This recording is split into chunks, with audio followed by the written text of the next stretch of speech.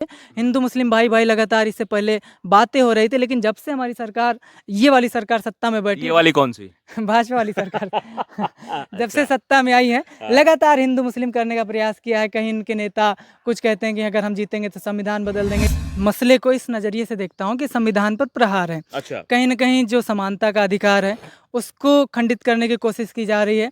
Article 17 में कहा गया है कि छुआछूत का अंत, तो उन सब चीज़ों को ध्वस्त करने की कोशिश की जा रही है। महापुरुषों के सपनों का ये सच बेकार ही होगा, विविधता में एकता का खत्म आधार ही होगा। नमस्कार, आपके साथ मैं हूं आदित्य कुमार। दरअसल इस वक्त हम प्रदीप मौर्य के साथ हैं, जो कि लोक गायक है और हर एक मुद्दों पर अपनी बात को मुखरता से रखते हैं। दरअसल इस वक्त देश में आप देख रहे हैं क्या चर्चा हो रही है कि मुजफ्फरनगर में पहले एक फरमान सुनाया जाता है, वो फरमान फिर 3 राज्यों में लागू हो जाता है, उत्तर प्रदेश, मध्य प्रदेश और उत्तराखंड। वो फरमान ये होता है कि जिस रूट से कांवड़ यात्री निकलेंगे, उस रूट पर सभी दुकानों को नंबर प्लेट लगानी पड़ेगी और लिखना पड़ेगा कि उनका नाम क्या है।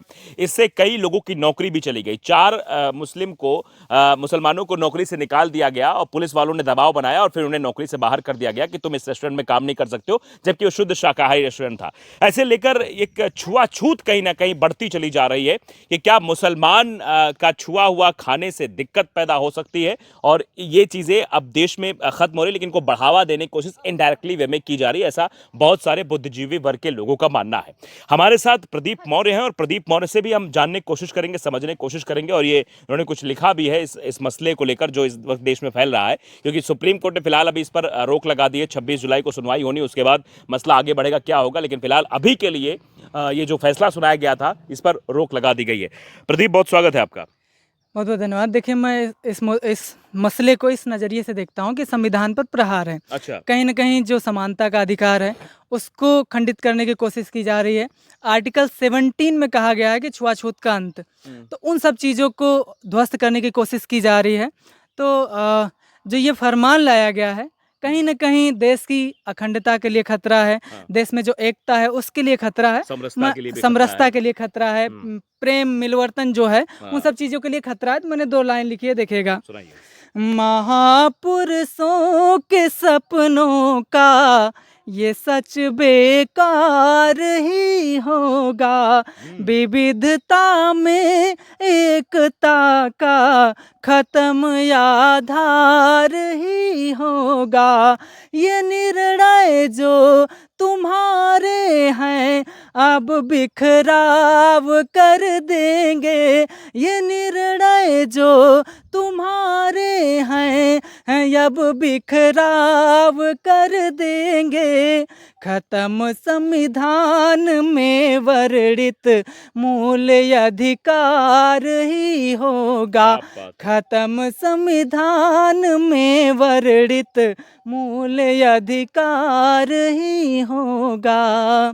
तो इस तरीके से निर्णय ला करके, हालांकि संविधान, अब सुप्रीम कोर्ट ने इस पर रोक लगा दी है, लेकिन ये जो बात है ये लोगों के दिलों में घर कर गई है, लोगों के दिल में बैठ गई है। कहीं ना कहीं सरकार की मंशा ऐसी है, तो ऐसा काम करना चाहती है। तो मुझे लगता है सरकार को ऐसे निर्णय नहीं लाने चाहिए जिससे कि समाज में बिखराव पैदा हो, लोगों को एक दूसरे के प्रति नफरत पैदा हो, द्वेष पैदा हो।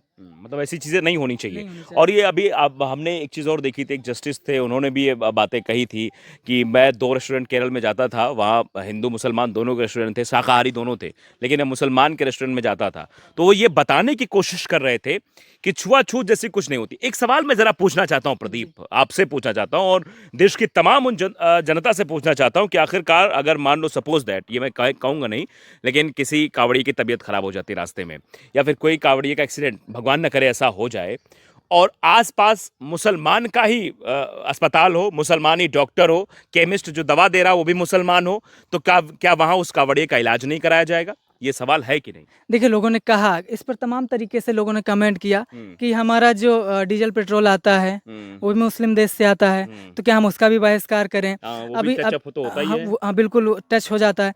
और जो लोग बीमार पड़ जाते हैं, अगर ब्लड की ज़रूरत है, तो कतई नहीं देखते हैं कि मुसलमान का है।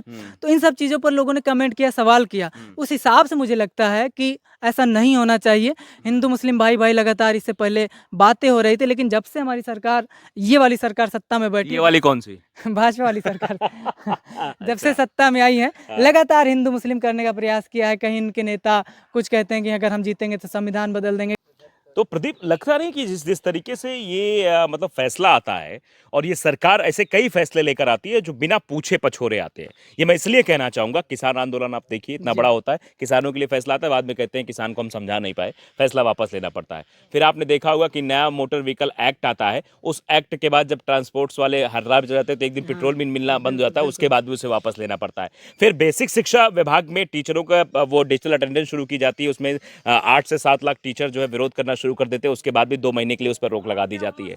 तो क्या ये जो फैसले हैं ये डिक्टेटरशिप वाले हैं कि सिर्फ थोप देना है और बाद में फिर वही करना पड़ता है जो शुरुआत में अगर पूछ पछोर के कमेटी बना के जांच करके या समझ बूझ के किया गया होता तो? मुझे लगता है कि अभी देखिए अभी जो यूपी सरकार में चल रहा है, मुझे लगता है इन लोगों में आपसी तालमेल भी ठीक नहीं है। अच्छा। तो जो कोई भी निर्णय लाते हैं तो मुझे लगता है कि पूरे जो इनकी कमेटी है उन समझौता करके नहीं लाते हैं और जो इनकी समितियां बनती हैं उन पर विचार करके नहीं लाते हैं। तो इस तरीके से निर्णय लाते हैं, इनको बाद में बदलना पड़ता है, जैसे आपने डिस्कस किया।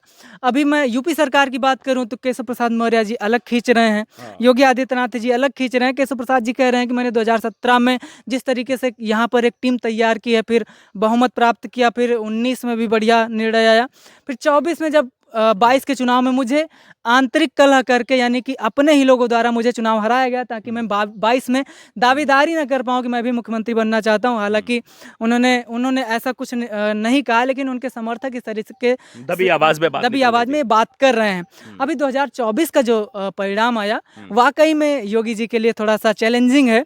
जिस तरीके से 33 सीट पर सिमट गई, लोगों ने ऐसा भी कहा कि योगी जी 2017 में आए, 17 में 300 प्लस सीटें थी, फिर उसके बाद में 17 के बाद 19 का चुनाव हुआ, 71 से 65 सीट पर आ गए यूपी में। फिर उसके बाद 22 का चुनाव हुआ, 250 के आसपास आ गए, और फिर उसके बाद 24 का चुनाव हुआ तो उसके बाद 65 से सीधा 33 पे आ गए। तो योगी जी का जो ग्राफ है लगातार डाउन हो रहा है। तो लोगों का कहना है कि योगी जी को हटा करके किसी दलित या किसी पिछड़े को सीएम बना देना चाहिए, तो वो यादव फैक्टर को पूरा कर देगा, यानी कि अखिलेश यादव जी का जो पीडीए है उसको पूर्ण कर देगा। और कहीं ना कहीं अखिलेश यादव का जो पीडीए बना था, कहीं ना कहीं इस चुनाव में पता चला कि हाँ वो एक कारगर साबित हुआ है। अगर सरकार यानी कि वर्तमान जो सरकार है, योगी जी की सरकार है, लगातार इस तरीके से काम करती रही तो मुझे लगता है 2027 में वो बाहर भी हो जाएंगे।